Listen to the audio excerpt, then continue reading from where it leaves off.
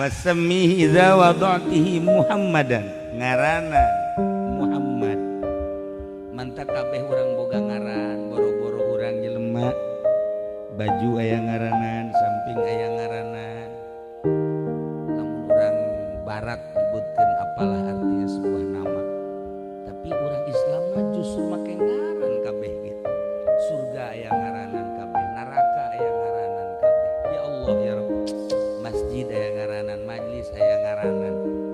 Mentak urang kudu akur ngaranna jeung nu diinstruksikeun ku Kangjeng Nabi Muhammad sallallahu alaihi wasallam. Hiji ngaran nu bagus tadi teh ngaran Allah nu Asmaul Husna make Abdu atawa tendenan awalan Muhammad atawa Ahmad.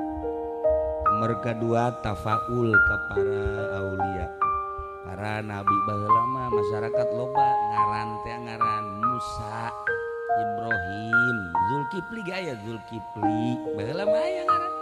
Kuari mah lamun aya nu menta ngaran ya ka kiai, ka Ki Uding coba ieu menta ngaran kula. Oh sia, boga ngaran laki tah we. Laki geus lah ngaranna Isa. Bungeun teh masyarakat. Bung atau Isa man bung masih Musa bungeun aya nge Jeffrey bang suruh kari itu tah Freddy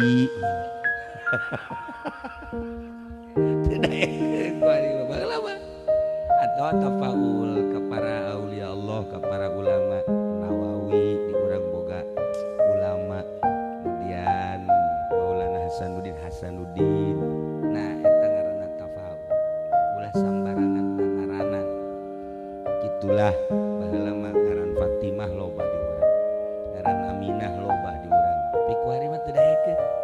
Budak teh teu daekeun dibere ngaran nabi teu daekeun, ngaran sahabat teu daekeun. Masyaallah karim. Ya.